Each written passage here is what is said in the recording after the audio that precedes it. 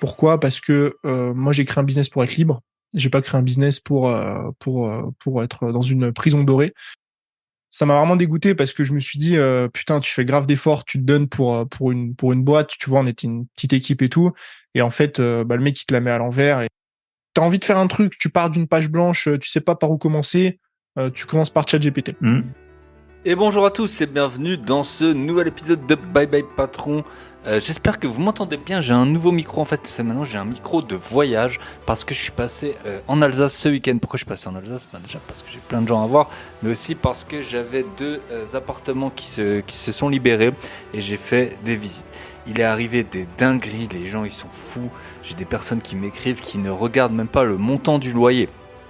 Ils ont des revenus parfois qui sont de 100 € supérieurs au montant du loyer. Donc quand je leur demande comment est-ce qu'ils vont faire pour payer, ils m'ont dit excusez-moi, je n'avais pas regardé le montant du loyer. Les gens ils lisent pas l'annonce, les gens ils se pointent pas au rendez-vous. Donc hier j'avais des personnes, donc je fais toujours un petit emploi du temps sur les visites que je vais avoir. Et j'ai eu 1, 2, 3, 4, 5, 6, 7, 8, 9 annulations. Donc je prévois toujours large. Je sais pas comment les gens qui font avec 3 visites, je sais pas, ça dépend des marchés. Mais les gens, ils ont tout le temps des excuses. C'est incroyable pour ne pas venir. Mais bon, je pense que j'ai trouvé les locataires pour mes deux logements. Ça arrive normalement à chaque fois. À chaque fois que je fais visiter, je trouve. Mais je trouve ça tellement incroyable, les gens qui ne viennent pas, les personnes qui ont des situations mais complètement... après tout le monde doit se loger, mais il y a des personnes vraiment, personne ne travaille et ils te demandent d'avoir accès au logement, ils n'ont pas de garant, personne ne travaille. Bref, compliqué, surtout que j'ai reçu donc pour une seule ville quasiment 10 000 € de taxes foncières. Vous le savez, j'ai des biens... il faut des lots assez de lots pour les empiler comme des Lego, mais quand on reçoit 10 000 € de taxes foncières dans une seule ville, j'avoue ça pique, hein. Ça pique surtout quand on voit comment c'est dépensé par la suite. C'est pas toujours de façon optimale, mais voilà. En tout cas, les logements, le but c'est de les avoir qui soient tout le temps loués, qui soient tout le temps remplis, et visiblement c'est le cas pour le moment. Ensuite, qu'est-ce que je voulais vous raconter? Airbnb, vous le savez, je mets ma résidence principale quand je suis pas là et je suis pas tout le temps chez moi. Hein. Sur Airbnb, ça a repris. J'ai fait à peu près 1000 € en une semaine là, en 10 jours avec, en une semaine de résa et en 10 jours de visite. Donc 1000 € tranquille, je suis content. Voilà. Si vous voulez en savoir plus, vous savez, vous pouvez aller sur mon site grosbillet.com. Je vous explique tout dans une formation qui est pas chère, qui est dédiée à ça. Comment j'ai fait plus de 7000 € en 4 mois grâce à ma résidence principale. Petit point pour les auditeurs, parce qu'en fait j'ai la carte, l'épisode de la semaine dernière, il a cartonné avec Florent Richard. Après, on comprend pourquoi il a fait 100 000 € sur Airbnb juste en juillet. C'est vraiment un gros investisseur, location courte durée. Et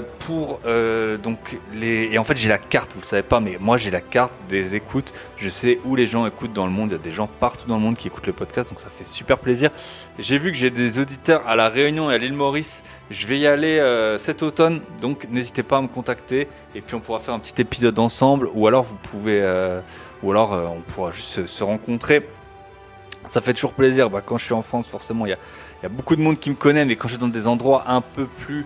bien sûr, La Réunion, c'est aussi en France, mais dans des endroits un peu plus confidentiels, ça me fait toujours plaisir de rencontrer 3-4 auditeurs. Donc, si vous êtes à l'île Maurice ou si vous êtes à La Réunion, n'hésitez pas à m'écrire info@bybypatron.net ou sur Instagram.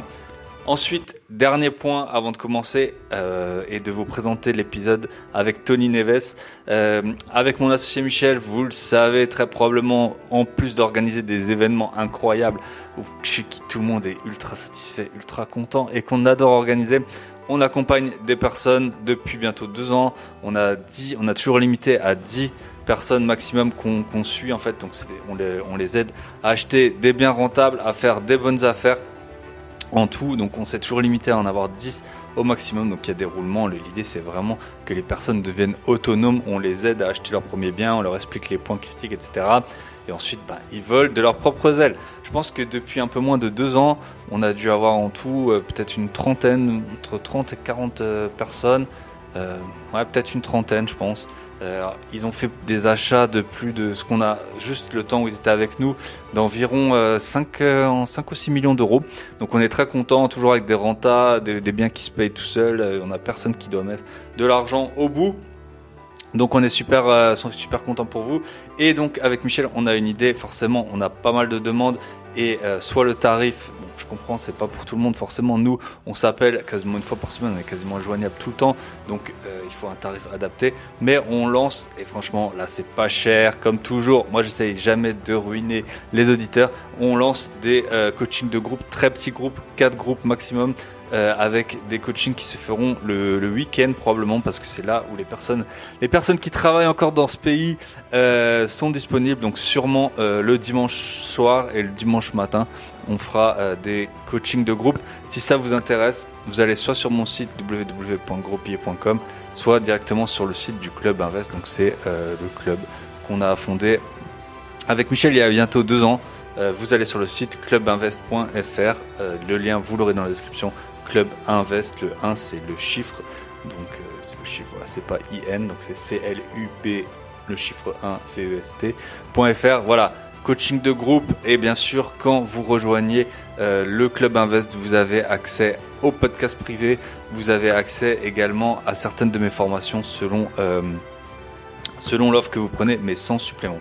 Donc voilà, si ça vous intéresse, clubinvest.fr. On attaque le podcast avec Tony Neves. Il est pas super connu un peu de notre écosystème, de celui des auditeurs et du mien. En fait, je l'ai rencontré, enfin je l'ai connu via YouTube et je l'ai contacté parce que j'aimais beaucoup ses contenus. Donc il a 26 ans, il est entrepreneur depuis déjà un petit moment et ce que j'apprécie beaucoup, c'est qu'il est vraiment posé. J'aime bien avoir des invités un peu plus jeunes, j'en ai des qui sont un peu plus expérimentés, mais en tout cas, lui, il a 26 ans, il est entrepreneur et il travaille 15 heures par semaine.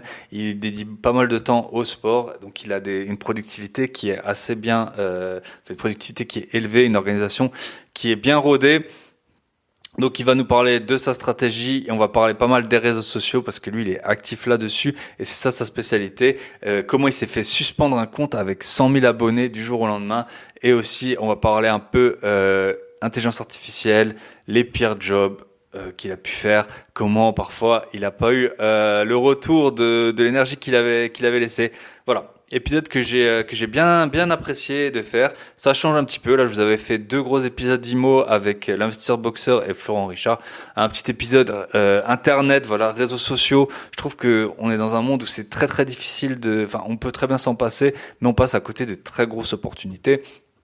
Moi, depuis que je suis sur les réseaux, vous le savez, il m'est arrivé plein de choses, plein de rencontres, plein d'événements, plein de bonnes idées, des associations et tout ça. Donc voilà, je pense que quand on a moins de 70 ans, c'est utile d'être sur les réseaux sociaux et même après. Voilà, on se retrouve de l'autre côté avec Tony. Je vous souhaite une très bonne écoute. Comme toujours, pensez à commenter, liker, partager. Merci à ceux qui m'ont mis des notes sur Instagram. Et voilà, je suis content que vous appréciez les écoutes. Elles ont jamais été aussi élevées. J'ai eu des retours super. Vous êtes au top. On a la communauté qu'on mérite. Et je suis content de la mériter parce que je fais au mieux chaque jour de la semaine quasiment. On se retrouve de l'autre côté avec Tony.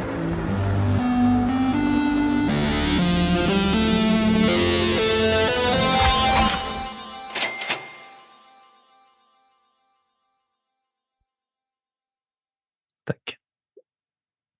Et bonjour. Aujourd'hui c'est samedi matin, c'est pas super souvent. En général, je fais les intros des podcasts, mais donc aujourd'hui on enregistre avec Tony Neves. Salut Tony, comment ça va? Ça va et toi? Merci beaucoup de l'invite. Et du coup, je vais te laisser te présenter rapidement. C'est vrai que parce qu'il y a un petit écosystème immobilier, podcast et tout, il y a des gens qu'on connaît bien qui sont passés sur d'autres podcasts. Toi, en fait, je t'ai connu via YouTube. J'aime bien les contenus que tu fais, etc. Donc c'est pour ça que je t'ai proposé de passer. Donc je te laisse te présenter. Et en fait, j'aime bien et je t'ai pas préparé. Tu voulais pas être on en a parlé. Hein. On est en mode un peu freestyle. Moi, la question que je pose souvent, c'est est-ce que le podcast s'appelle Bye Bye Patron? Est-ce que tu as une expérience professionnelle insolite à nous raconter, un peu un job ingrat que tu as pu faire peut-être quand tu étais étudiant ou des stages ou des choses comme ça qui t'ont dit bon, je vais pas rester dans cette voie et je vais peut-être faire l'activité que tu es en train d'exercer aujourd'hui. Ok, déjà je me présente rapide et après j'explique un peu mon expérience. Donc je m'appelle Tony, j'ai 26 ans, je suis formateur en ligne depuis 2017.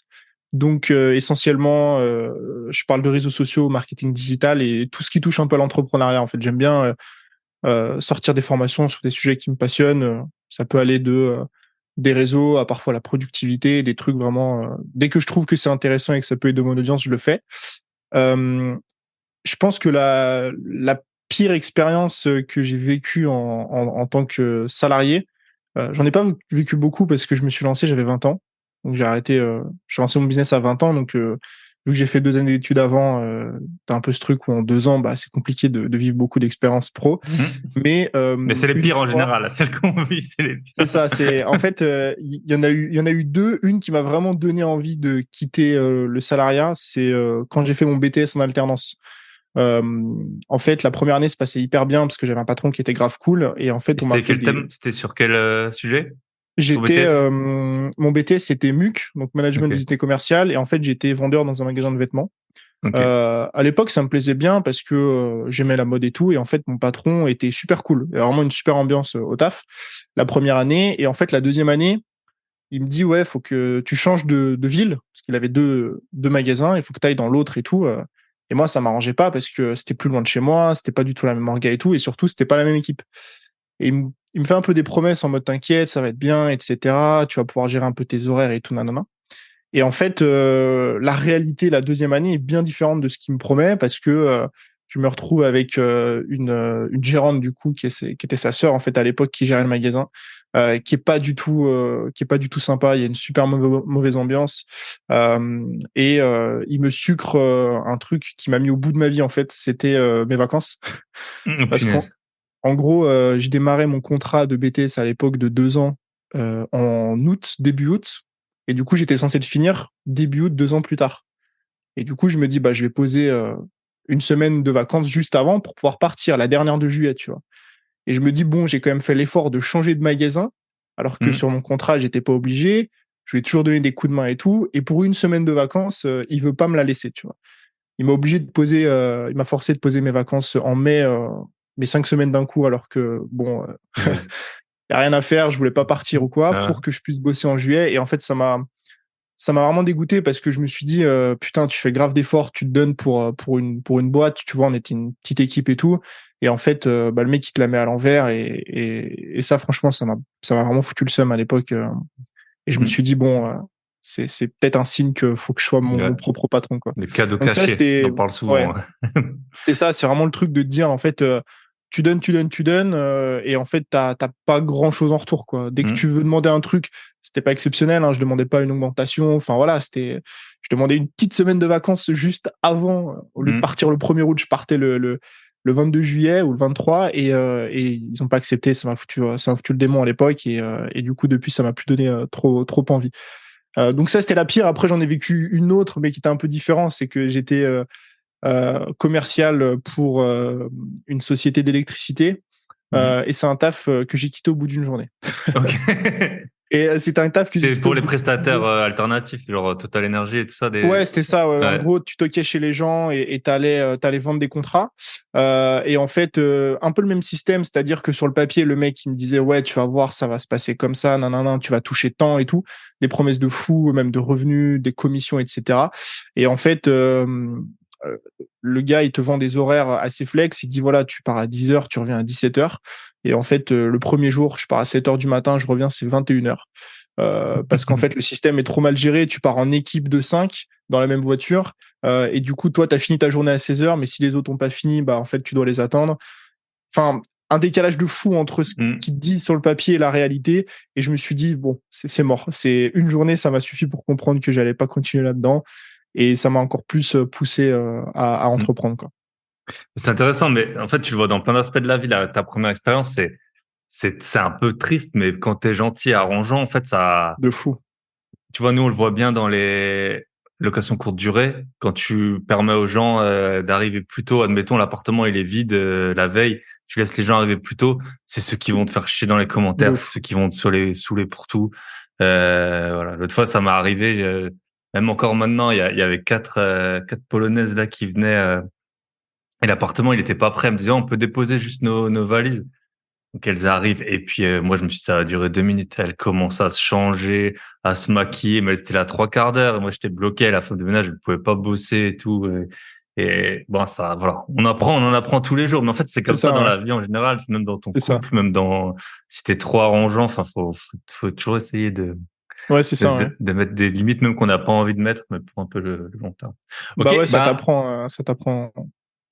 ça t'apprend et parfois ça t'ouvre les yeux sur certains trucs, quoi. c'est Donc ça. Parfait. c'est un mal pour un bien. C'est un truc que on me demande souvent, genre si je regrette ou quoi, mais en fait non, parce que peut-être si j'avais connu que des bonnes expériences Bien sûr, salariales, j'aurais peut-être jamais entrepris, tu vois. c'est ça. C'est un peu comme les cools au lycée. Parfois, ils font rien après dans leur vie parce que la vie, elle a été trop simple Ouais, pour eux.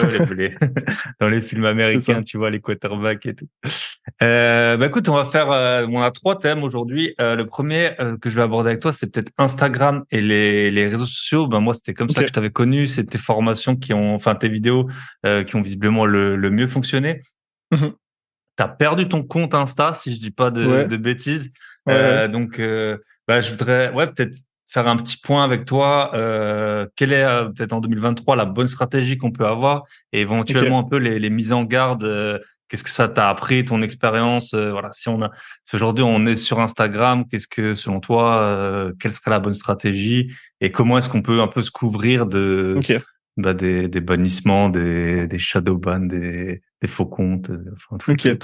Pareil. Euh, en termes de strat, en termes de strat 2023, je pense que le classique, pour moi, qui est la même en fait que 2022, 2021 un petit peu, c'est vraiment d'aller chercher à tirer le plein potentiel d'Insta, je dirais.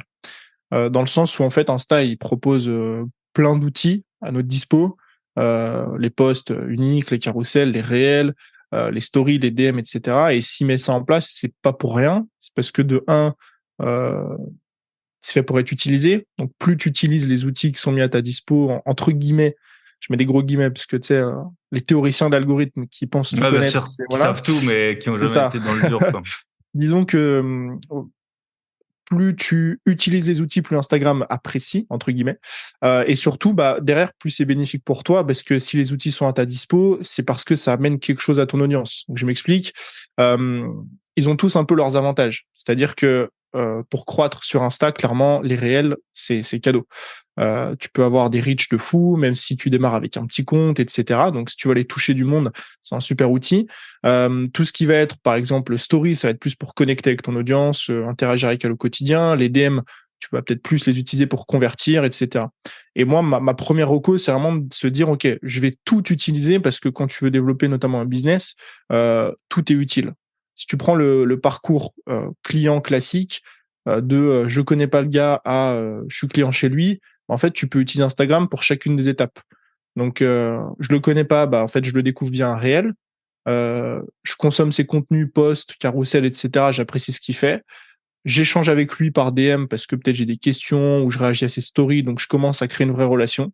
Et en fait, il me parle de ses offres ou peut-être je clique sur le lien dans sa bio, je regarde une story de vente, etc. et j'achète. Disons que c'est vrai que par rapport à d'autres plateformes, c'est vraiment une plateforme qui est ultra complète pour ça. Si je prends, on en parlait un petit peu avant le podcast, donc c'est un super outil pour te faire découvrir et pour connecter.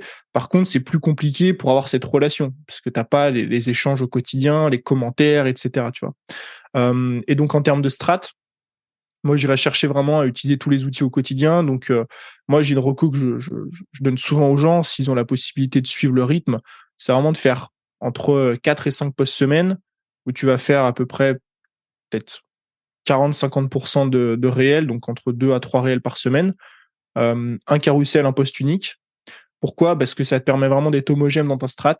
Tu as des contenus qui te permettent de gagner en visibilité, d'autres qui te permettent de créer la relation avec ton audience, story quotidienne, et ensuite vraiment investir du temps sur la plateforme. Pareil, j'en parlais avec c'est marrant, un mec il y a quelques jours de ça qui me disait qu'il avait du mal à se développer sur Insta, et je lui demande ce qu'il faisait en fait. Il me disait bah moi je prends mes contenus de TikTok et je les republie sur Insta. Je dis ouais mais ça c'est pas du travail. C'est-à-dire que tu t'investis pas en fait sur la plateforme. Mhm. Insta, ça demande de t'investir, ça demande répondre aux commentaires, ça demande d'aller interagir avec d'autres comptes, ça demande de faire des stories, etc. Et ça, moi, c'est ce que je recommande, c'est d'investir vraiment du temps dans l'interaction avec les autres personnes, etc.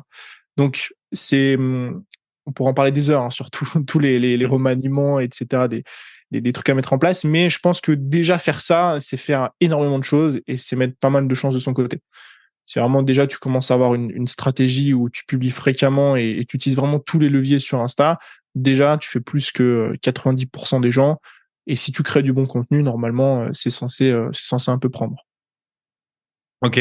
Et tu conseillerais d'un point de vue, après, on va peut-être faire plus sur l'organisation, mais tu Ouais, conseillerais de les faire un peu à la volée chaque jour ou essayer de batcher le truc ouais, vraiment non, en mode batcher. ouais, ok. Batcher parce que, en fait, alors, m- moi, j'aime bien, tout est systémique dans mon business, c'est-à-dire que j'ai 80% du contenu qui est batché et 20% qui est fait un peu à la volée. Les Pourquoi? Parce stories. que voilà, ouais, les stories, oui, clairement. Mais même les stories, de toute façon, c'est que de la volée. Mm. En fait, c'est quasi, à part quand je fais des lancements où je planifie un peu à l'avance, mais sinon, les stories, c'est un peu au jour le jour.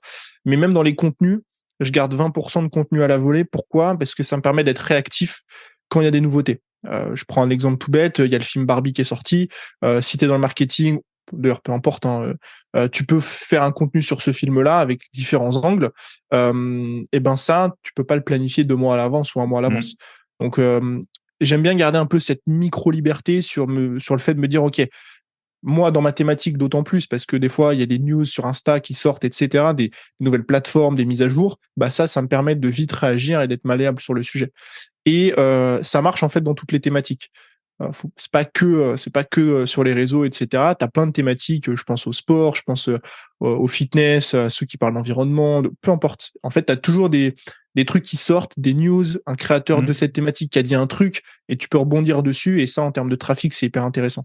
Tu surfes un peu sur la vague de la news, donc je pense que c'est bien de planifier 80% de son contenu à l'avance, mais garder 20% un petit peu plus malléable. Ok. Très intéressant. Et t'as un avis sur les stories à la une? C'est les petites Ouais, ça, oui, vignettes.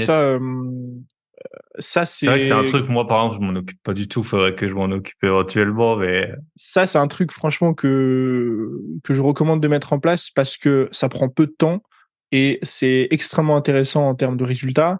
Euh, Tu peux le faire franchement peut-être en une demi-journée, même pas. mm. L'idée, c'est de te dire en gros, c'est quoi les points importants que je veux mettre en avant par rapport à mon compte. Donc ça va dépendre de ta strat. Est-ce que tu as un business physique, en ligne, peu importe. Et tu vas catégoriser justement des stories. Moi, il y a des trucs qui sont immuables, hein, pour moi qu'il faut mettre. C'est en gros une story un peu parcours, tu vois, qui je suis Mm. pour te présenter ton expertise, etc. Des stories sur tes offres gratuites pour aller chercher des leads, et des stories sur tes offres payantes, plus témoignages, des trucs assez classiques, mais au moins la personne qui te découvre, elle a déjà un chemin, il y a déjà un Mm. parcours client qui est créé, tu vois, en mode voilà, je tombe sur son compte, je peux regarder ses stories à la une et je trouve déjà peut-être des choses qui m'intéressent. Ok, super intéressant, merci. Et sur ben les travers ou les donc voilà ton compte, tu sais pas trop pourquoi tu sais maintenant Alors, je peux. ouais, enfin, en fait, le problème, on m'a posé plein de questions. Ouais, comment t'as fait pour le récupérer? Qu'est-ce qui s'est passé, etc. C'est que des hypothèses parce qu'il faut savoir que euh, Meta, enfin, du coup, tu discutes même pas avec Instagram, tu discutes avec Facebook parce que Mm. Insta, ils ont pas de support client. C'est que des théories. C'est-à-dire que c'est moi et mes propres théories. La théorie que j'ai, c'est qu'en fait, je me suis connecté en Wi-Fi public à non, c'était à l'aéroport de Séoul, sans VPN. Et en fait, j'ai jamais eu d'alerte en mode votre mot de passe a été piraté, quelqu'un essaie de se connecter à votre compte, etc. Mm. Donc je me suis pas fait hacker. Et je pense juste que en fait, le fait d'être connecté à un wifi public, Insta a peut-être pingé que c'était dangereux et ils m'ont bloqué ou suspendu donc mon compte. C'était pas bloqué, ils l'ont suspendu en attente Mm. de vérification. Et en fait, tu fais une demande de vérification avec ta carte d'identité, etc. Et ensuite, ils te le débloquent. Il faut savoir que ça peut prendre de une semaine à 6 mois parfois. Mm. Tu peux rien y faire. Et je pense que c'est ça. Donc c'est compliqué de savoir exactement pourquoi. Ça a été une expérience qui était bizarre parce que en fait moi, je l'ai pas bien vécu forcément, mais je l'ai pas non plus mal vécu. Pour une raison, c'est que j'avais anticipé depuis des années déjà, entre guillemets, ce qui pouvait arriver. Donc, ce pire scénario. Je m'explique. J'avais donc j'ai toujours d'ailleurs une liste email de plus de 35 000 personnes. Et en fait, mon compte Insta, c'est un canal d'acquisition. Le fait qu'il soit supprimé entre guillemets ou que je reparte de zéro, si j'avais pas cette base email de prospects, c'est terrible parce que t'as aucun moyen de recontacter les gens, t'as aucun moyen de dire aux personnes mon compte s'est fait suspendre, retrouvez-moi ici, etc. T'as aucun moyen de continuer à vendre tes offres, à parler de ce que tu fais, à connecter avec d'autres. Tu repars de zéro, c'est le néant. Et donc ça, si j'avais pas de list email, je pense que vraiment j'aurais été un peu chamboulé de me dire j'ai perdu 6 ans de travail et 6 ans de ma vie à développer un compte qui repart de zéro, enfin qui disparaît du jour au lendemain. Et, euh, et la leçon que j'en ai tirée, du coup, que moi j'avais déjà, donc tant mieux, c'est vraiment qu'il faut tout anticiper dans un business et il faut surtout avoir un backup, une liste email. Il n'y a rien de plus important. Parce que moi, ça m'est arrivé sur Insta, ça peut arriver sur TikTok, ça peut arriver sur YouTube. Je veux dire, le strike, c'est le pire truc qui puisse t'arriver, en mode ton compte est suspendu. Mais il peut y avoir d'autres phénomènes. On l'a vu sur YouTube de nombreuses fois. Après, nous, on n'est peut-être pas affecté en tant qu'entrepreneur, mais en tant que créateur, beaucoup sont affectés. Des changements de règles. C'est-à-dire, à l'époque, avec Universal, il y a eu des problèmes de musique. Il y a plein de vidéos de créateurs qui ont été suspendus, voire supprimés. Là, cette année, ils ont passé des règles, tu sais, avec les gros mots, les trucs comme ça.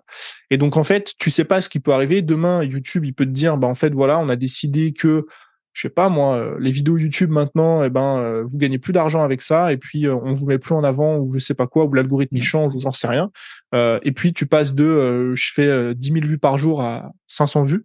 Bah, qu'est-ce qui se passe, tu vois? Donc, je pense que c'est important d'avoir un backup quand tu as un business de prospects que tu peux recontacter parce que ta liste email, c'est la seule chose que tu peux télécharger en dehors d'Internet. Yes. Ouais, super intéressant. Effectivement, YouTube, moi, je regarde beaucoup YouTube, j'ai pas la télé, enfin, j'ai la télé, mais je la regarde pas.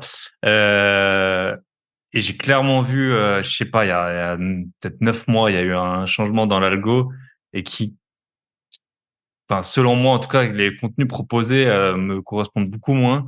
Donc, je sais pas. C'est vrai que c'est un truc. Ben, demain, bah voilà, YouTube, il peut se dire bon, bah je veux qu'il y ait plus de créateurs de contenu et plus une espèce de d'oligopole C'est ça. avec des gros qui prennent tout, y compris. C'est ça. Sur YouTube, sur Insta, c'est pareil. Après, tu as tous les théoriciens de l'algorithme, mais c'est vrai que demain, Insta a envie de changer son algorithme ou sa façon de faire et passer, tu sais, passer un moment, il y avait l'époque de on met plus en avant les vidéos, machin, etc. Enfin bref, ça peut arriver que parce qu'ils décident de changer d'algorithme ou peu importe, ton compte demain, il perd en reach. C'est la réalité des réseaux. Il y en a plein qui disent que c'est pas normal, etc. Bon, faut rappeler que c'est un outil qui est gratuit à utiliser. Donc malheureusement, quand c'est gratuit à utiliser, tu peux pas maîtriser grand-chose, quoi. Et donc c'est pour ça, je pense qu'il faut un backup indispensable dans un business. Yes. Tu conseillerais d'en avoir parce que après c'est toujours dispersion versus tu vois toi c'est quoi, t'as YouTube, list email et Insta, c'est ça ton triptyque Ouais, en gros, moi, je recommande un triptyque que tu peux avoir dès le départ, qui se manage assez bien. C'est d'avoir, à mon sens en tout cas, c'est vraiment le meilleur compromis. C'est d'avoir une plateforme principale, donc YouTube, le podcast, Insta, tu mets celle que tu veux en plateforme principale, une plateforme secondaire, et en fait d'avoir une répartition de 20-80 en termes de temps de travail. Pourquoi? Parce que j'en avais fait une vidéo il y a quelques mois de ça. En fait, toutes les plateformes sont complémentaires. C'est-à-dire que le podcast, on en parlait au début, c'est trop bien parce que tu peux vraiment apporter une valeur de fou à ton audience. Les gens t'écoutent, ils sont fans en général parce que les taux de rétention sont monstrueux. Par contre, il manque ce côté, je connecte avec toi, on discute un peu, etc. Et donc, un combo qui est idéal, c'est d'avoir comme chaîne principale un podcast, comme plateforme, et une plateforme secondaire Insta. Parce que tu vas connecter sur Insta avec les gens du podcast. Et sans pour autant devoir publier tous les jours sur Insta, tu vois, vu que le podcast est ta chaîne principale. Et à côté de ça, une liste email, indispensable. Et la liste email, c'est pas le truc qui demande du taf, parce que t'es pas obligé de l'alimenter, ta liste. Juste, tu mets un freebie, un truc en place pour récupérer des adresses. Au moins, elles sont là. Et si un jour tu veux communiquer avec ton audience, tu peux le faire. Mais pour moi, c'est les trois trucs vraiment le must-have à avoir. Inutile Ok. de commencer avec 12 plateformes, mais au moins ça, quoi. Yes. Top. Merci. Euh, Est-ce que tu as un petit avis sur Alors là, on part en plus dans... Déjà, enfin, j'avais juste une petite remarque, c'était quand tu commences à te poser la question, on parle des algos, de tout ce qui est Mm. maintenant dans notre vie qui est dirigé, entre guillemets, par les algos, que ce soit Ouais. le Waze quand tu conduis, nous on fait de la location courte durée, bah, comment être mis en avant sur Booking, Airbnb, les prix du train, les prix de l'avion, si t'es célibataire, Tinder et tout. Je connais pas bien, mais je suppose que c'est aussi un algo Ouais, bien sûr. qui a moyen de hacker et tout. Ça en devient carrément, enfin carrément fou quoi. Et ouais, j'avais une question, peut-être le futur. Tu vois là, on a Meta qui lance le Thread. On sait pas trop ce que ça va donner pour l'instant en Europe, c'est pas accessible. Mais est-ce que tu as une idée un peu je sais pas, une anticipation, hein, on est là pour s'engager dans rien, mais vers quoi Sur, ça peut aller un peu cette au niveau quoi, réseaux réseau ou sociaux. Euh, ouais, c'est compliqué. Moi, mon avis, je pense, c'est que l'ère des plateformes actuelles va encore durer pas mal de temps, je pense. J'ai du mal à entrevoir une plateforme. En fait, parmi les plateformes actuelles, pour moi, il y a TikTok, Twitter, Insta, YouTube, un peu Facebook, mais bon, vite fait quoi. Enfin, en gros, Meta, le groupe Meta, on va rentrer Mm. ça là-dedans. Et à mon sens, ça a encore de belles années. Enfin, il y a encore de belles années devant nous parce que je pense que c'est des plateformes qui arrivent vachement bien à s'adapter, qui arrivent vachement bien à rebondir. Tout le monde critique Insta depuis des années et des années en disant que c'est la fin, mais ils arrivent à chaque fois à taper au bon endroit, Mm. en reprenant d'ailleurs ce qui Quitte à marche très bien voler entre ailleurs, hein. guillemets les idées de. Ils ont toujours fait ça, hein, Snapchat, Mm. story de Snapchat, les shorts de TikTok et maintenant thread de Twitter. Et faut avouer qu'à chaque fois, ça marche super bien. Mm. Et en fait, ouais, je pense qu'on a encore pas mal d'années devant nous en termes de plateforme. Euh, et en fait, mon avis par rapport à ça, c'est que j'ai l'impression qu'on vit dans un monde qui est de plus en plus, mais de manière générale, hein, sur énormément de sujets, qui est de plus en plus polarisé. Et Mm. c'est marrant parce que j'ai à la fois cette impression que les réseaux sont de plus en plus utilisés par les gens et que les gens sont de plus en plus addicts, on scrolle toute la journée sur TikTok, mais j'ai en même temps l'impression qu'il y a de plus en plus de gens qui ont envie de retourner à l'humain, de reconnecter à l'humain, notamment à la nature et toutes ces choses. Et c'est vrai que j'ai l'impression que justement les réseaux, ça prend de plus en plus de place. Et j'ai aussi l'impression que, par exemple, si on parle dans le business, que tout ce qui va être séminaire, mastermind, rencontre physique, ça va revenir un peu sur le devant de la scène, comme ça a été le cas il y a déjà quelques années, ça marchait assez bien, parce que je pense que justement les gens en ont un peu marre des réseaux. En fait, il y a un peu un truc, à mon avis, de temporalité personnelle, dans le sens où les réseaux, ça marche depuis des années, mais il y a eu une explosion en 2020 pour tout ce qui est TikTok au niveau consommation et tout, et aussi notamment dans l'entrepreneuriat, tous les gens qui se sont mis en remote, etc. Et pour moi, il y a toujours des périodes de 3 ans. Donc en fait, tous les 3 premières années, c'est cool.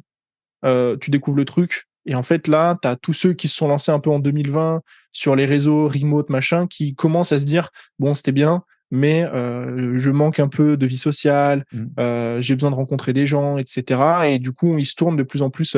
J'ai jamais vu autant, par exemple, de meet-up d'entrepreneurs qu'aujourd'hui, des Mm. meet-up physiques. Parce que je pense que, justement, on a eu cette espèce de mini séquence de 3 ans qui fait que, en fait, Bon, tous ceux c'est qui... maintenant c'est plus consolidation en fait un peu, C'est je ça. pense. C'est ça, t'as le truc de comme quand tu te lances, tu trouves que c'est trop bien de bosser dans des cafés, quand t'es Mm. nomade, tu bosses dans des cafés, c'est chill, machin, et en fait au bout de 3 ans, tu te dis Tu veux un bon, bureau, ouais. voilà, en Mm. fait c'est vachement cyclique, tu vois. Moi je l'ai vécu parce que ça fait 6 ans et c'est vrai que ça me fait un peu toujours rire parce que quand je vois des gens qui se sont lancés cette année ou l'année dernière ou il y a 2 ans, je me vois moi au début Mm. et c'est vrai que c'était tout fou, t'es là, ouais c'est trop bien, tu bosses dans des cafés et tout et en fait la wifi marche jamais, il y a la musique qui est forte, tu transpires, il fait chaud, machin et c'est bien au début parce que tu découvres, mais cyclique, au bout de 3 ans, tu te dis je veux mon bureau tranquille où je me pose, j'ai tout mon setup et je suis bien quoi. Yes. Bah, j'ai eu sur le podcast Claire Lambert, elle s'appelle, et elle était en remote pour son boulot, elle a été partout dans le monde, et puis maintenant elle a acheté un immeuble.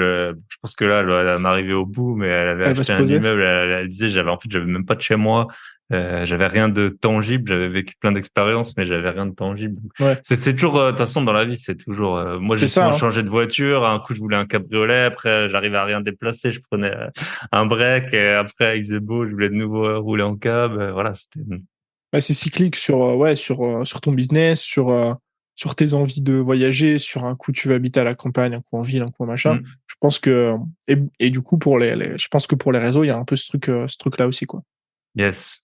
C'est marrant, dans une semaine, je suis à un événement physique avec les auditeurs du podcast. Mais notre épisode sera sûrement pas encore sorti d'ici là. Voilà. Et je suis super impatient, comme toujours. Deuxième thème que je voulais aborder avec toi, tu as fait pas mal de vidéos sur tout ce qui est productivité, Ouais. organisation.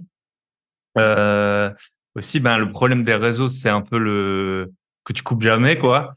Comment tu peux nous décrire un peu ta semaine ou je sais pas comment, enfin, en général, souvent quand on est à son compte, on s'organise par semaine. Ouais. Voilà. Comment tu crées du contenu, comment tu gères ta vie privée, ton sport, ta Ok. famille, voilà.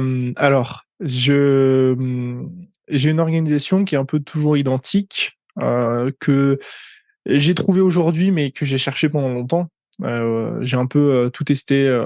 Je travaille la journée, puis je travaille que le matin, ou je travaille que l'après-midi, je m'entraîne le matin une fois l'après-midi. Enfin, j'ai un peu tout testé. Aujourd'hui, j'ai trouvé une façon de m'organiser qui me correspond plutôt pas mal. Je travaille en moyenne 4 heures par jour, donc entre 3 et 4 heures. Jamais plus. Mais c'est pas le travail comme on l'entend quand on parle de travail au sens général, parce que souvent quand les gens me disent ouais, quoi, tu travailles que 3 heures par jour, mais tu sais, c'est pas beaucoup et tout, mais c'est du vrai travail. C'est du travail focus, deep work, pas de distraction, pas de machin.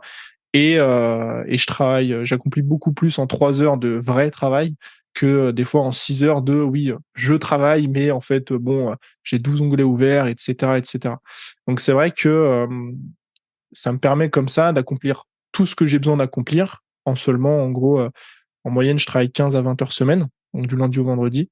Et j'ai toujours une orga qui est que je travaille que l'après-midi.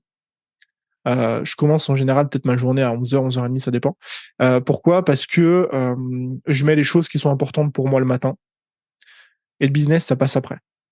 Ça peut paraître un peu lunaire quand on se dit Non, putain, il non, est mais après, entrepreneur c'est, voilà. De toute façon, tous les et gens qui font du business, c'est pour profiter du reste aussi. Donc, voilà, c'est ça. jamais, Et moi, il y a un truc qui est très important pour moi, c'est la santé. Donc, je m'entraîne depuis des années. Et en fait, le matin, en général, c'est un peu mon cocon, tu vois. C'est en mode, je me réveille, bon, toujours vers 7-8 heures, ça va dépendre.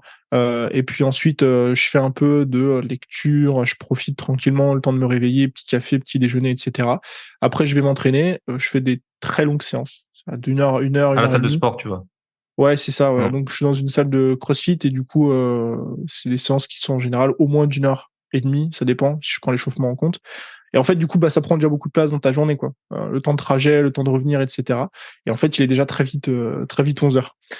Du coup, après, bah, j'ai ma journée qui se passe en classique. Je mange, je travaille l'après-midi. Et puis, en général, le soir, je coupe assez vite, 17 heures grand maximum. Et j'essaye, du coup, le soir aussi, de sortir un peu des réseaux. Donc j'essaie de mettre des règles, même si c'est pas toujours respecté tous les jours. J'essaye en tout cas de le respecter. Une fois que le travail est terminé, il est terminé. Donc c'est-à-dire que je rouvre pas ma boîte mail à 18 heures, etc. D'ailleurs sur mon téléphone, j'ai rien. J'ai rien. J'ai Insta, mais j'ai pas d'autres applications genre réseaux sociaux, etc. J'ai pas mes mails sur mon téléphone. Ok. La plupart des gens trouvent ça lunaire, mais ça change la vie quand t'as Non, mais pas c'est tes mails sur ton intéressant. téléphone. Mm. J'ai pas non plus de notification sur mon téléphone, aucune. WhatsApp, j'ai aucune notif, message, aucune notif, etc. Juste le téléphone si on m'appelle, mais personne m'appelle sur mon téléphone, à part WhatsApp. Et donc comme ça me permet vraiment de me dire en gros, bah j'ai un peu mes règles de base, et de couper le soir et j'ai même le matin avec le téléphone. En général, j'ouvre pas mon tel avant 11 heures. Pas de réseau, Ok. etc. Quoi que ce soit avant 11 heures. Et puis après, bah, je fais ça un peu toute la semaine, quoi. Ok.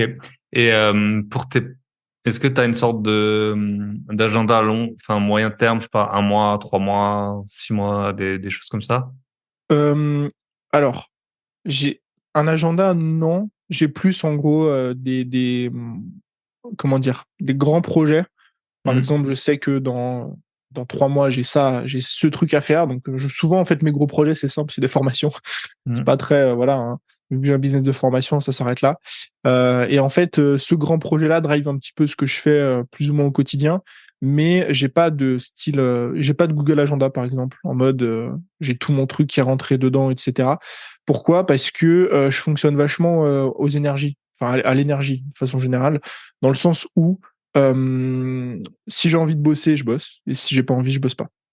J'ai compris après des années qu'elle est à contre-courant de ce que je ressentais sur l'instant T, ça marchait pas. En fait, des fois, je me force.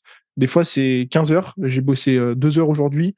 Et en fait, dans ma tête, je me dis, putain, tu vas pas bosser que 2 heures aujourd'hui. Vas-y, reste dans ton ordi, trouve une tâche à faire. Et en fait, j'essaie de faire un truc, mais j'ai plus la créativité. J'ai passé 2 heures en call, ça m'a vidé mon énergie, etc. Ou j'ai bossé beaucoup plus la veille, peu importe. Et en fait, je me suis rendu compte au bout d'un moment que ça servait à rien de forcer parce que j'étais devant mon ordi, j'ouvrais 15 000 onglets, je revenais sur la page, j'écrivais 2 trucs, je repartais. Enfin, Mhm. c'était lunaire. Et du coup, trop planifier à l'avance, ça me fait la même chose. Si je planifie trop à l'avance, en fait, je me retrouvais à faire des trucs aujourd'hui que j'ai pas forcément envie de faire. Donc, j'ai plus des gros projets et j'adapte un petit peu. Souvent, je fonctionne à la semaine. Tu vois, cette semaine, je fais ça, la semaine prochaine, je ferai ça. Et ensuite, je vois en fonction de ce que j'ai, de ce qui me reste à faire. Ok, top. Et le week-end, tu travailles? Non. Ok. Enfin, On du enregistre coup, des ça dépend. podcasts. C'est C'est du ça. travail, ça. Et Et c'est en vrai, le week-end, dans 90% des cas, je travaille jamais pour pouvoir juste breaker un peu de ma semaine, quoi. ok. On peut parler peut-être un peu des résultats de ton business, comment Oui, t'en oui. vis, t'arrives à dégager les chiffres que tu souhaites, la pérennité c'est des business enfin, tu vends en one shot, entre guillemets, t'as des formules d'abonnement ou t'as des, Alors, voilà. en gros, vu que je propose que de la formation, euh, c'est euh, c'est du one shot entre guillemets, c'est-à-dire que je vends la formation, le client l'achète. Après, j'ai des plans de paiement, etc. Mais c'est pas une formule à abonnement où je sais pas, t'as ton groupe d'entrepreneurs, ils payent X Hmm. euros tous les mois. Mais par contre, en fait, vu que j'essaie d'avoir une fréquence de publication de formation élevée, cette année, on devrait sortir 6 ou 7 formations. Non, peut-être 5 ou 6 formations cette année. Et en fait, forcément, ça augmente la fréquence d'achat. J'ai des clients, certains de mes clients ont acheté 5, 6 de mes formations, tu vois. Et donc ça, en fait, c'est cool parce que ça te permet de développer ton chiffre d'affaires sans pour autant devoir développer ton audience. Pour développer un business, tu as 3 axes. T'as ou tu augmentes le tarif, ou tu augmentes le trafic, donc le nombre de personnes que tu touches, les visiteurs, ou tu augmentes la fréquence ou la récurrence d'achat. La plupart des gens se concentrent sur le chiffre qui est le plus compliqué à augmenter, c'est le trafic. Parce que passer de 1000 à 2000 abonnés, enfin bon, 1000 à 2000, ça va, mais par exemple, si tu en as 100 000, passer de 100 000 à 200 000 abonnés, ça demande une énergie folle. Par contre, passer de une vente à 2 ventes, c'est-à-dire que ton client achète une fois versus 2 fois, c'est beaucoup plus simple. Tu as juste à sortir une deuxième offre. Et donc, en fait, quand tu comprends ça, tu te dis, bah, finalement, c'est beaucoup plus intéressant pour moi de multiplier le nombre d'offres que je sors, quoi. Et c'est un truc que je fais déjà depuis des années, mais que j'ai un petit peu accentué aujourd'hui. Et donc après, c'est comme ça un petit peu que je développe le business. Aujourd'hui, je suis toujours tout seul dans mon business, donc c'est une EURL, donc je suis tout seul. J'ai pas de salariés. Par contre, j'ai une toute petite équipe. On est 3, enfin 4 avec moi du coup, où vraiment j'ai des prestats récurrents depuis des années, du coup qui bossent sur le montage, un petit peu sur des tâches admin et stratégiques. Et j'ai pas envie d'être plus que ça. J'ai jamais voulu avoir de grosses équipes. Moi, les business où les mecs ils sont 20 dedans, ça me fait pas du tout triper. Où faut faire des réunions tous les mardis avec des collaborateurs et tout, c'est pas du tout mon modèle.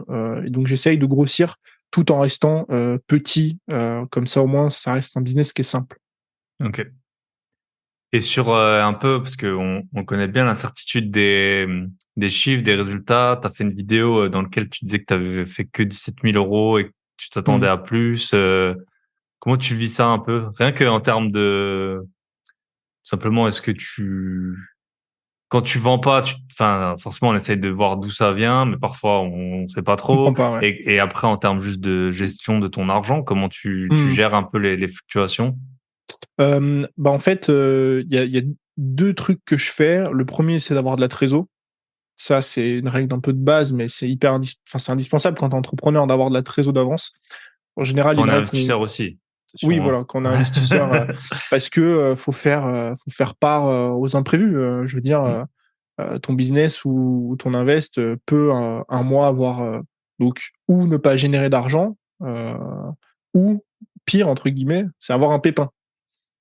Et tu sais pas ce qui peut se passer, faut sortir de l'argent. Moi, j'ai eu ô combien des retours d'entrepreneurs qui, mauvaise déclaration de l'URSSAF, de machin, de trucs, se sont fait rattraper. Paf, tu dois sortir 15 000 €. Régulation. Si t'as pas les 15 000 €, c'est compliqué. Donc, moi, je trouve que 6 mois de trésor, c'est pas mal. Donc, de tes dépenses en fait mensuelles, hein, tu dépenses 10 000 € par mois, bah, en fait, 60 000 € de trésor. Ça te permet, bah, de un, d'avoir une sécurité. Ça te permet de deux, d'avoir de la liberté. Et ça, c'est souvent négligé. Pourquoi? Parce que moi, j'ai créé un business pour être libre. J'ai pas créé un business pour être dans une prison dorée. Et si demain j'ai envie de prendre un mois de vacances, il faut que je sois en mesure de le faire financièrement. Et au-delà des vacances, j'ai eu un déclic qui m'a fait prendre conscience de ça. C'est que un jour j'ai eu un accident de moto, donc il y a 3 ans en arrière, 4 ans en arrière. Rien de très très grave, mais j'ai eu une fracture je sais plus comment ça s'appelle, hein, l'os du pouce, et j'étais plâtré pendant 6 semaines. C'était pas l'accident de l'année, hein, mais en fait, quand t'es à ton compte et que tu bosses dans le marketing digital et que tu tapes sur ton clavier, tu tournes des vidéos, avoir un plat dans le plâtre, c'est pas évident. Et du coup, bah, comment tu fais si demain tu tombes malade, si tu as un accident, si machin, tu peux plus travailler pendant un mois. C'est compliqué. Mm. Donc, et pour des raisons de sécurité et pour des questions de liberté. Et du coup, comment je fais? Donc, j'anticipe 6 mois de trésorerie à l'avance. Et aussi, je mets en place des systèmes de vente automatisés. Donc, des tunnels de vente. Pourquoi? Parce que les tunnels de vente, vu que j'ai une acquisition qui est automatique avec mes contenus organiques, sur YouTube notamment, bah en fait, ça me permet, le fait de mettre des tunnels de vente en place, d'avoir des ventes quotidiennes, régulières, euh, sans pour autant travailler. Donc je mets des guillemets, parce que les gens à revenus passifs, ils s'imaginent toujours des trucs.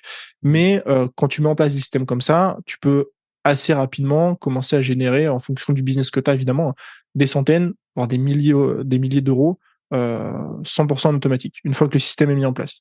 Si tu as du trafic qui vient régulièrement, et moi c'est mon cas avec YouTube. Et donc ça c'est cool parce que ça me permet d'avoir une baseline en fait où en gros, même si je travaille ou si je travaille pas, j'ai des revenus qui tombent tous les mois avec ce genre de process. Et ça, bah c'est aussi, tu vois, ça permet aussi de pallier au truc de en dents de scie, si je fais un lancement qui marche pas, qu'est-ce qui se passe? Si je lance pas de programme ou je communique pas pour X, Y raison, qu'est-ce qui se passe? Ça me permet d'avoir une sécurité financière en plus. Ok, très intéressant, merci. Je vais faire une dernière partie avec toi. C'était un peu sur, tu as fait quelques vidéos sur l'IA. C'est vrai que moi, je passe pas mal de temps avec beaucoup d'IA pour plein de choses, que ce soit à mon podcast ou même dans mes autres activités pro. Tu peux nous dire, hein, est-ce qu'il y a des IA dont tu te sers parce que parfois on fait Des tests. on fait des tests, on sort des vidéos. Moi, par exemple, j'ai maintenant une IA qui me sort un transcript en 10 minutes d'un podcast. Ouais, c'est génial ça. Franchement, ça m'a... Parce qu'en fait, parfois, c'est tout bête, mais j'enregistre les épisodes à l'avance. Et après, quand je le publie, il y a des choses, donc T'as parfois je le oublié quoi. réécoute en entier, mais il y a des choses que j'ai oubliées, il y a des choses... donc, ouais, est-ce que tu as des IA, enfin, peut-être comment tu l'as, enfin, je sais pas, moi, j'ai l'impression que c'est la boîte de Pandore. Après, au bout d'un moment, on relativise, il y a des choses qui fonctionnent, il y a des C'est choses qui ça. fonctionnent pas. Est-ce qu'il y a des outils dont tu te sers? Quel apport tu peux en voir? Alors moi, il y a deux outils d'IA que j'utilise. Il y en a un qui a été Bon, les deux ont fait une révolution, mais il y en a un que j'ai découvert récemment qui est pour moi est incroyable, dont d'ailleurs j'ai prévu de faire la promo dans une vidéo YouTube bientôt. Pas une promo sponsor du tout, hein, mais en fait l'outil je le trouve tellement révolutionnaire. Ça s'appelle Submagic. Ok, je connais pas. Donc c'est un outil qui permet de sous-titrer des vidéos, donc au format TikTok et Ah, réel.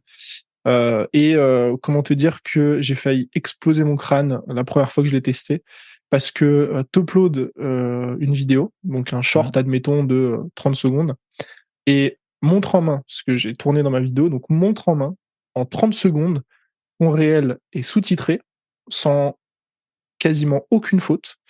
Il est sous-titré donc en français, avec des tailles de texte qui changent, une couleur sur certains mots, des emojis, enfin, c'est digne d'un travail d'un monteur et ça te prend 30 secondes.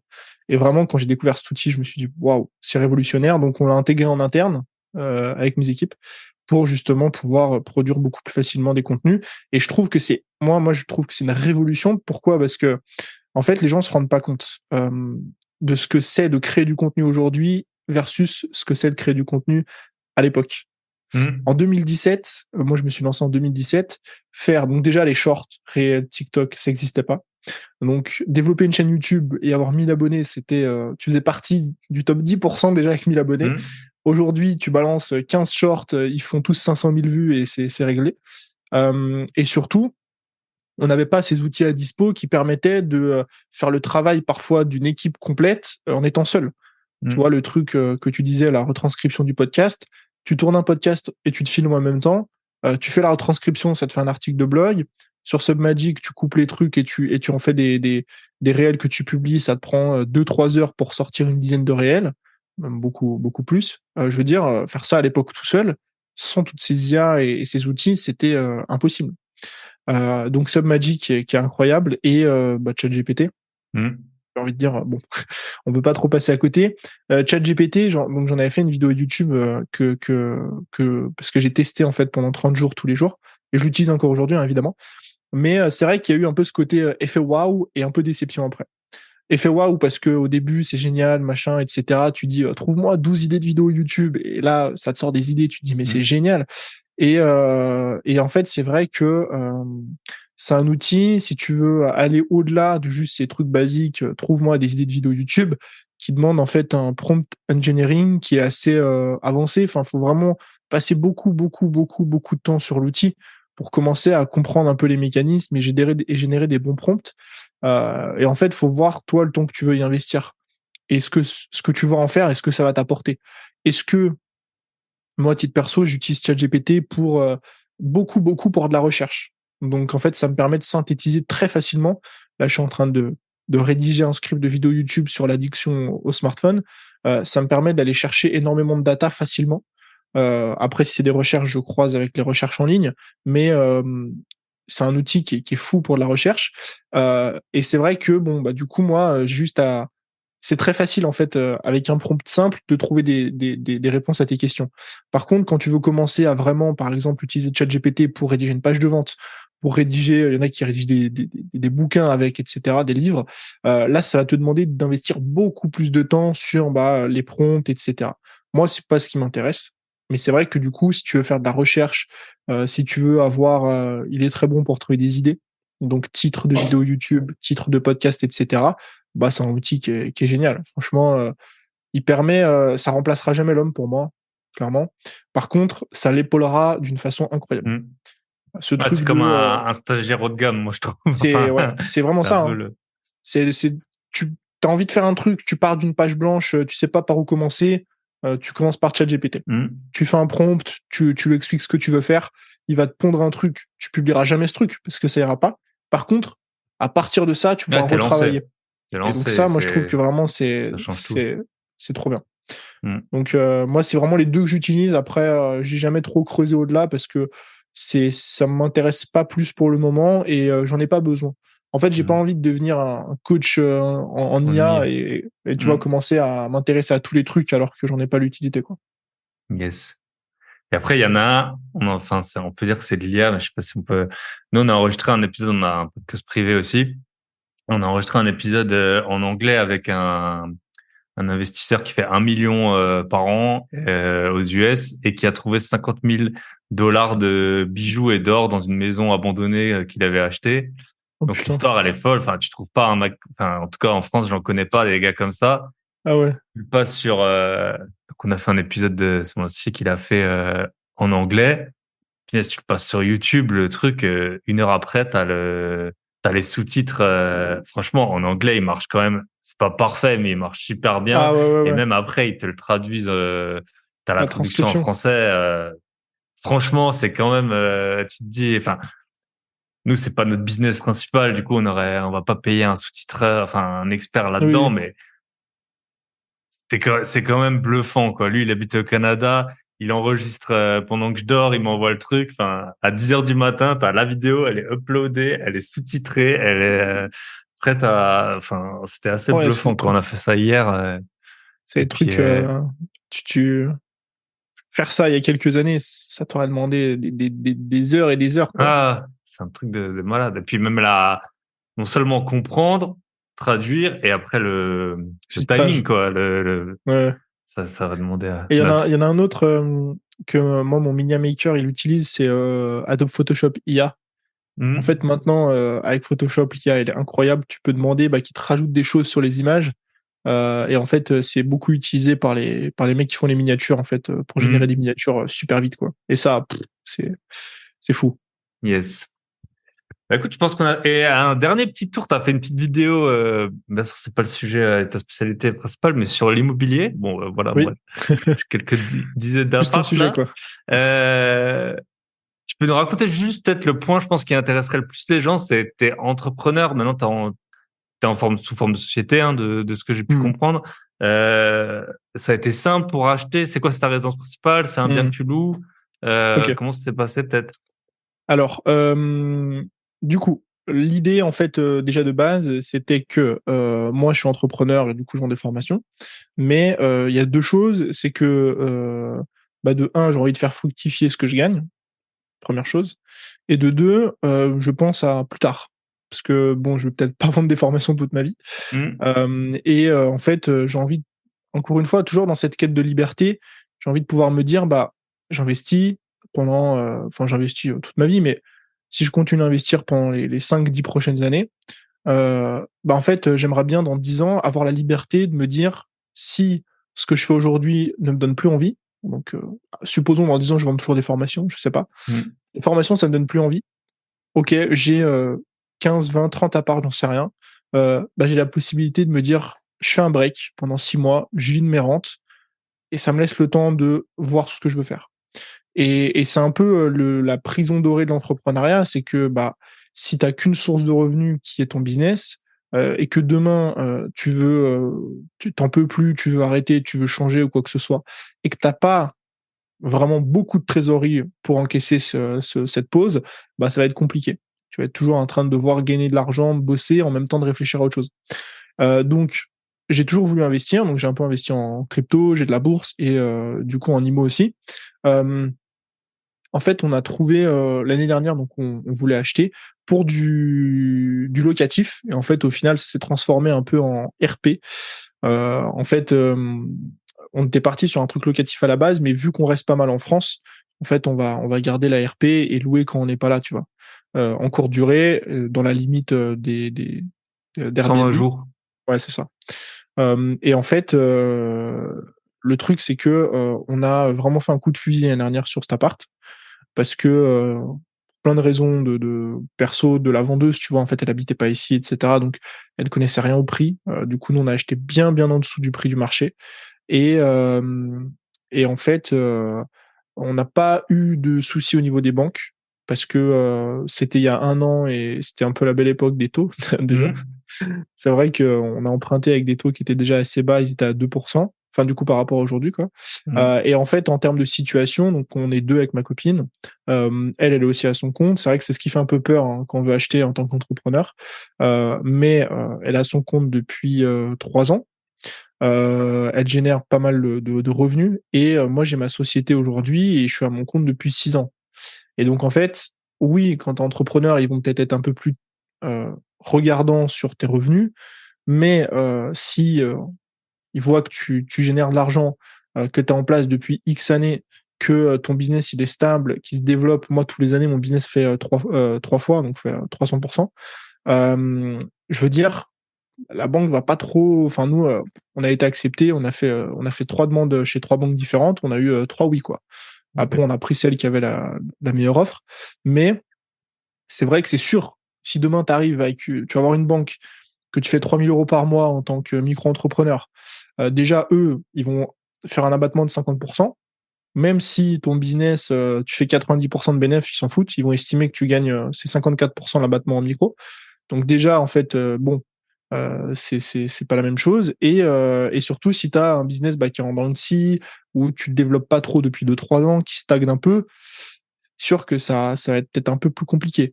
Mais faut quand même tenter. Nous, on nous avait dit, c'est même pas la peine, ça sert à rien, etc. Alors que bon, et du coup, là, on va faire un autre invest. Là, normalement, on va signer le compromis là, pour un deuxième achat qu'on va faire dans la région aussi, toujours dans la même idée en fait. Et il n'y a pas de souci non plus au niveau des banques. Après, on est deux, enfin, tu vois, il y a aussi ça. Ah, bien sûr. C'est sûr que si tu empruntes tout seul 200 000 et que tu gagnes 2 000 € par mois en micro, oui, ça va être compliqué, quoi. Ça va être compliqué. C'est ça. Ok, top. Bah écoute, je pense qu'on a fait un bon petit tour. Si on veut te retrouver, donc Insta, YouTube, Tony Neves. Insta, c'est écrit comment sur Insta, c'est écrit comment? C'est Parce que NVS.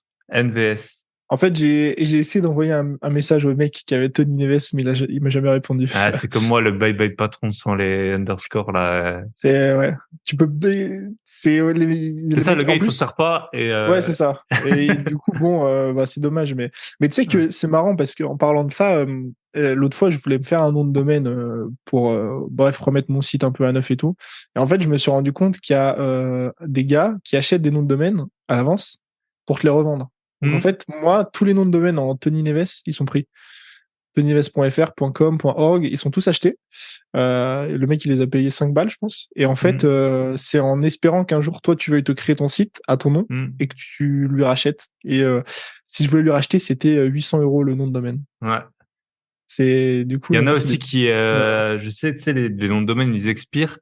Et il y a des boîtes je pense qu'ils peuvent croiser les visites et les expirations et après ils les achètent direct et ils veulent les revendre. Je sais plus, je sais plus qui c'est qui. J'ai entendu un podcast ou quelque chose et quelqu'un racontait ça. Il y en a, c'est des malins. Hein. Et du coup, je suis sûr qu'il y en a, ils font pareil sur Insta. Hein. Genre des gars qui achètent enfin, qui achètent. S'ils voient que t'as pas ton blaze, ils créent un compte et ils espèrent peut-être qu'un jour, tu vas vouloir créer ton compte et il va te dire, écoute, tu me files 500 balles et je te laisse le truc, quoi. Yes. Et bon, du coup, en attendant, c'est Tony NVS. Voilà, ça reste comme ça. En un mot, un point? Ouais, pas de point ni rien. Ok.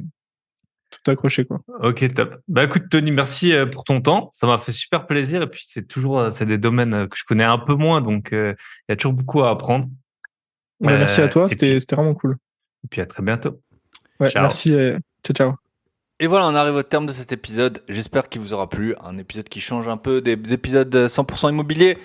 Si vous voulez, je vous rappelle, si vous voulez rejoindre, donc on ouvre une session, 4 personnes maximum, session de coaching collectif, beaucoup moins cher, beaucoup plus accessible. Dans le Club Invest, vous allez directement sur le Club Invest, clubinvest.fr, le lien est dans la description. Et de toute façon, bien sûr, on peut s'appeler avant. Vous n'êtes pas obligé de souscrire comme ça, les yeux fermés. On s'appelle avant et on fait un petit point. Et ensuite, vous êtes les bienvenus. Comme toujours, pensez à commenter, liker, partager ce podcast. Ça me fait toujours super plaisir quand j'ai des retours sur Insta, par email et tout ça. Voilà, je vous souhaite une très bonne semaine. Prenez soin de vous, prenez soin de vos proches et prenez soin de vos gros billets. À très bientôt.